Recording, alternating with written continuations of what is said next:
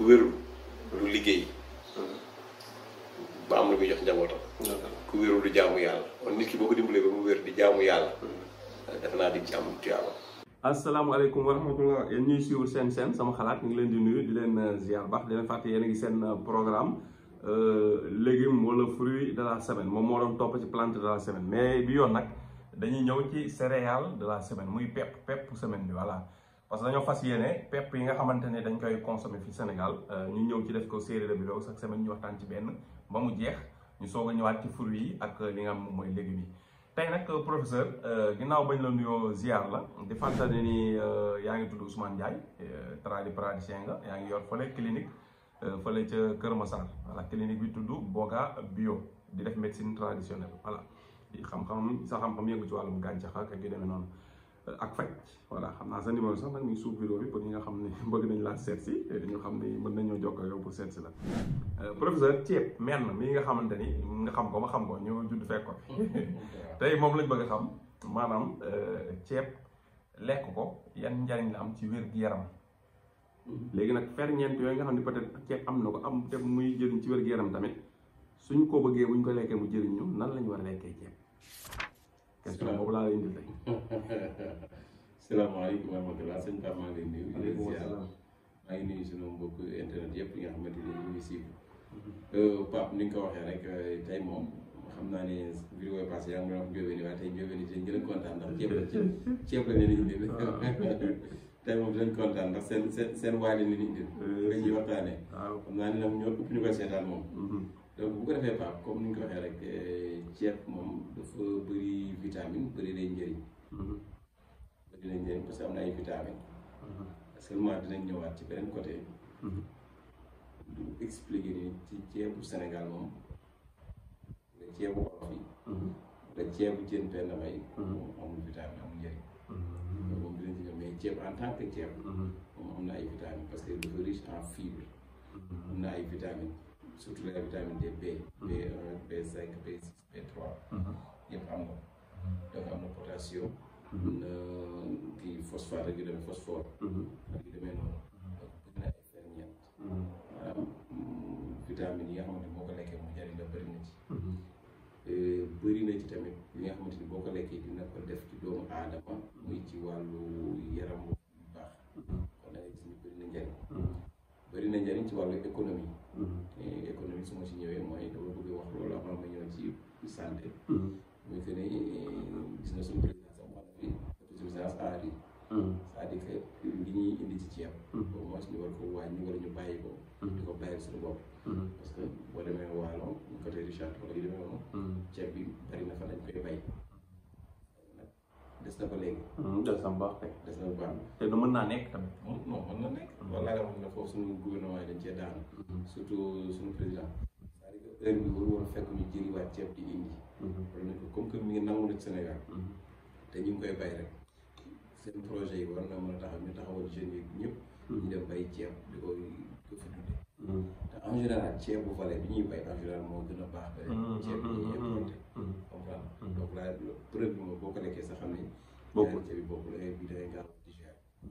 donc économiquement li tax man la am na njëriñ mooy boo xoolee Boubacar Samba Dièye mi daan indi ceeb. daan dégg naan ñaati milliards la ko état bi yore la banque bi yore la yu demee noonu. dina wax di expliquer ci yenn vidéo yi ba nga xam ne économiquement am na xaalis. donc loolu bu ko doon bay fii fa lay xaalis bi di ëppee defe naa bu baax. donc te yooyu yëpp am na usines yu ko mën a def am na ñoo fi commencé nag. mais nag pour yokk jéego yi ba ñëpp mën ko ak yenn jeunes yi nga xamante ni papa amuñu emploi. mën cee dugg di ko def. donc loolu mooy ci wàllu volet économique.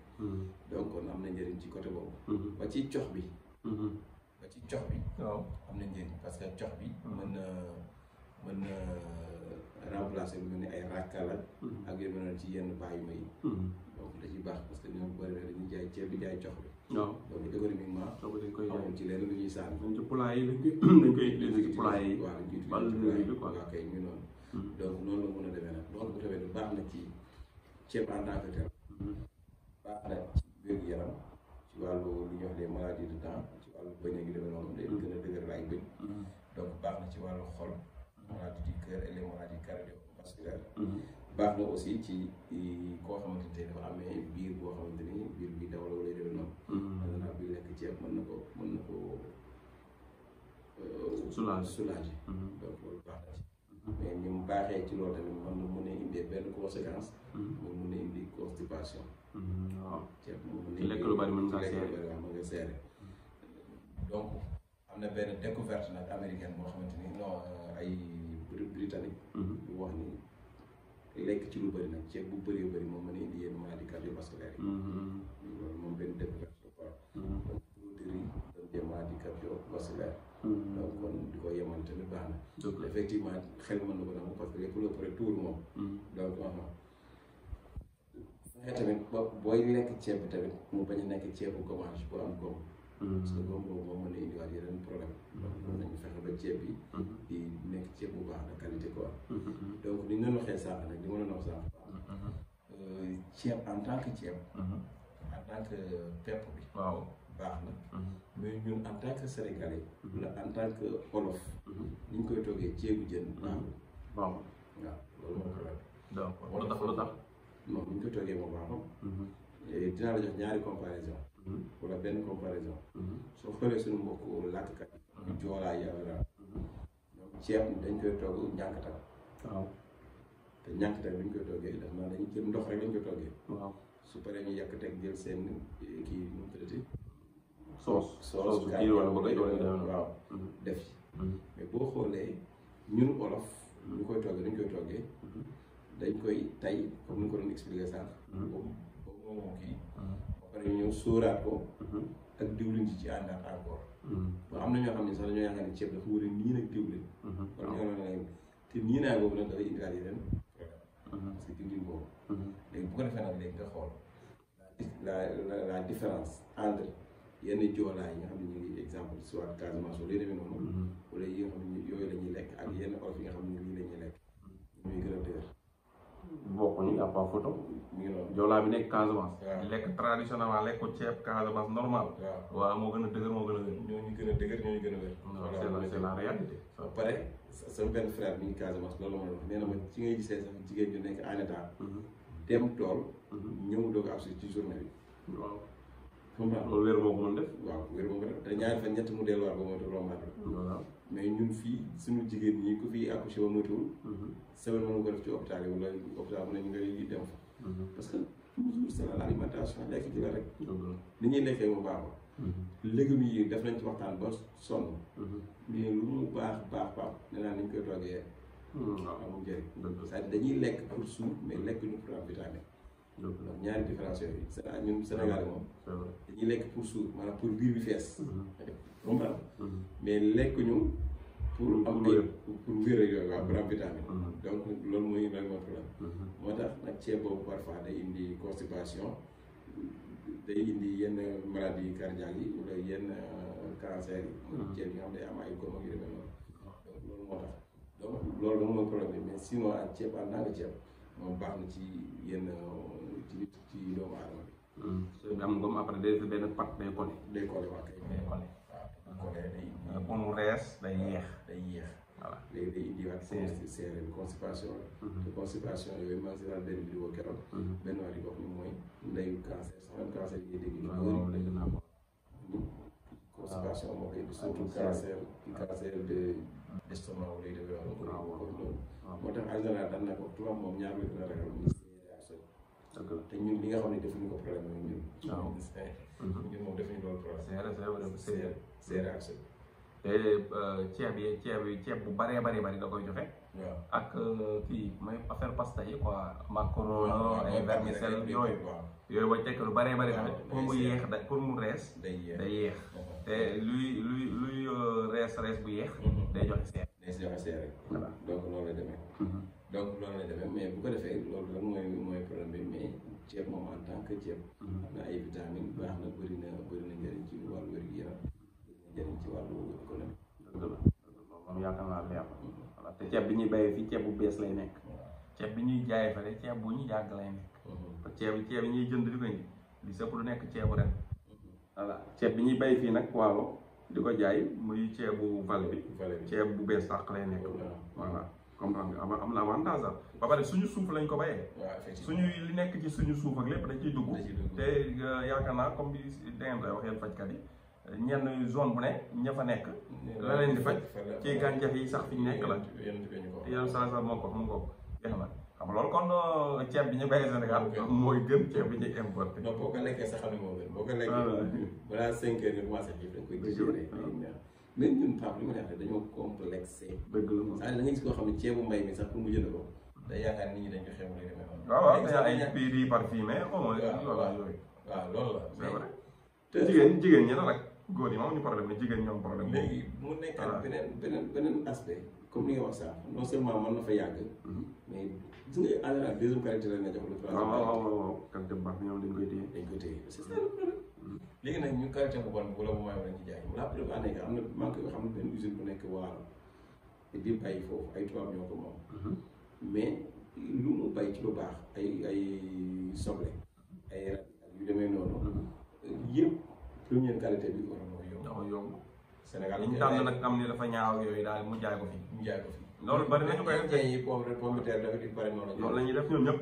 première qualité bi Europe lay def lu baax la lu rafet bi. non léegi ñun ñu jox ci deuxième qualité. loolu kay man la professeur sénégalais yi loolu la ñuy def xam nga lu tax xam nga yaa ngi na xaw ma ay indien ñàngam nag mais mango yi nekk diggante zone Thiès ba Tivaouane ba Mboro diggante boobu toolu mango yi kooku moom day Sénégal buñ ko wattee première qualité am na mango boo xam ne xoolal buñ koy dagg ci garab bi fa mu sax ci garab gi la ñu am benn affaire bu rafet boo xam ne mu mel ni benn genre serviette la xool am na benn affaire bu ñu koy dugal papier ñu teg ko ci ay carton bi dañuy mel ni ku yor ay nen comme kuy traité ay nen am nen bu rëcc day toj bu ñu mango yi noonu lañ koy watte teg ko ci kees yi comme ku yor ay nen kees yi am def ci ay conteneur fan la jëm Europe la jëm léegi yeneen yi nga xam nag moom fii lañ koy jaay moom mooy wadd yi am ay blessure am ay xonsu yooyu lañ jël après jaay bi ci marché bi parce que foofu dañu am prix bu baax te ñoom ñoo exiger norme européenne voilà léegi nag boo leen gis comme fii amul ay norme moom voilà après li ñu la sama respecté norme bi ñu la laaj fee nga jaay ko fii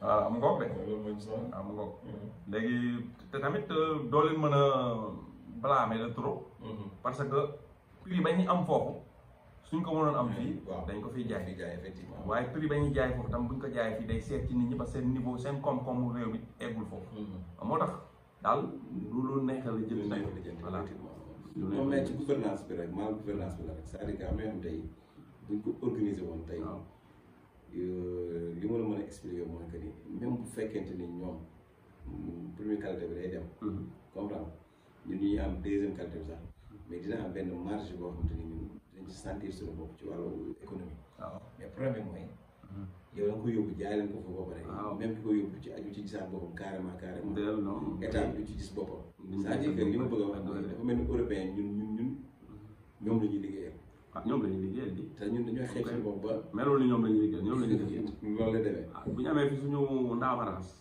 ñoom ñooy jël si ndaamaraas bi noonu waaw kay ñu dem yóbbu ko bu ñu demee transformé ko def ko leneen ñoo jaay ko bu ñu amee fii suñu phosphate ñu yóbbu dem defar ci engrais ñëw jaay ñu ko pour ñu indi suñu tool yi pourquoi pas ñu fee usine yi defar engrais te buñ ko toppee sax lu sotti or bi nekk fële fale mais xaw ma kéedu ko xaw ma fan dañ or brut bi lañ leen di bàyyi ñu gas ko noonu yóbbu comprendre nga suñu tëgg yi buñ soxlee or fu ñu ne ay Dubaï fële la ñuy toll talaan di jëndi or di ko tëgg te or baa ngi jóge fii Tamba kéedu ko zircon bi ngay dégg dañ cee gis dara les ressources naturelles ñu dañ cee gis dara pétrole bi ñuy wax nii di nga dégg lañ ci am fan koy traité def ko ci importe yóbbu ñu dañ koy dégg rek léegi nag ki nga xam ne moo géré réew mi muy état bi moom moo mun a am fulla ba yooyu noonu doomu réew mi gis seen bopp jël gaal yi wàññeeku ñaxtu bi wàññeeku pauvreté wàññeeku parce que ñoom ñoo ko mën voilà suñ ko deful man mënu moo dem def ko yow mënoo dem def parce que ñoom ñi nga xam ñooy état bi ñoom lañ dénk suñu économie suñu jiitalee Sénégal comme li ma waxoon ci vidéo bi ñu njëkkoon def suñu jiitaloon Sénégal jàpp Sénégal comme nit Sénégal boobu gënal leen seen bopp maanaam bu ñuy defar dañuy jiital Sénégal bu ñuy signé ay contrat ñu jiital avantage ak intérêt Sénégal mais bu dee yow sa ni ñu koy waxee pourcentage bi ngay am ci contrat bi rek nga jiital doo signé intérêt Sénégal voilà parce que léegi-léegi bëri na contrat yoo xam ni dañ koy signé après ñi beneen gouvernement ñoo ne dañ koy négocier wala dañ koy yàq parce que lu tax ñu ko signé woon seen intérêt bopp lañ signé wuñu intérêt réew voilà loolu tam mooy problème bi daal voilà tubaab yi dañoo gën a nekk ay patriote patriotisme la ñu war a liggéey fii ci Sénégal loolu moom xaw ma nu ñuy def ba def ko mais dañu war a fexe Sénégalais yi bëgg Sénégal voilà ñii nekk ci état beeg ñoom ay mag lañ passé nañ mais génération bu ndaw bi war nañ leen a former boobu ñoom bis bu ñëwee ba remplacer ñi fi nekk maanaam beneen doxalin la ñuy gis voilà mais parce que ñi fi nekk moom ay bandi wow lañ bandi wow lañ de moom da nga leen di bàyyi nii baa nga damm leen mais mënoo leen a jubbanti waaw non non non ok donc noonu la Pape comme ni nga ko waxee rek man da keroog maa nga benn waaye man moo nekkee xale nekk di jàng nekk ci waawoon laa gis Taïba bi di yóbbu phosphate ba léegi ñëpp kay loolu depuis ñaata at kan xam ko mais ban résultat nga si mën a jàng boo xam ne indil na ko ba léegi yaa ngi dégg ñun ñi ngeen di yor ay nangami milliards ci bor waaw comprendre ñun la zircon bi fi lay ñun la gaz bi fi lay jógee ñun la phosphate bi fi lay jógee boo xam ne pendant des années or bi fi lay jógee ba kañ ak lan donc quel est le problème exemple lépp la ñu am wante gerte lépp la ñu am bu nga toppee xam naa ne 1 heure temps lañ fi def kon professeur xam naa ñu bàyyi la nga tàggatoo jërëjëf Pape ñu ngi lay nuyu ñu wan dañ ceeb am na njëriñ nag ñu bàyyi ko xel waaw am na njëriñ ñu doon foogee ne amul vitamine mais am na ay vitamine rek toog gën bi moo baaxul mais tamit ak mu ci mënti man ñu wax sunu mbokku jóobe ni rek ñoom it ñuy téye seen loxo tamit ñu def ndànk parce que tamit mi ngi noonu moom mën nañ ci xel bu ëpp te xel bu ëpp gi tamit baaxul loolu boo defee nag noonu la ngeen doon tàggoo asalaamaaleykum wa rahmatullah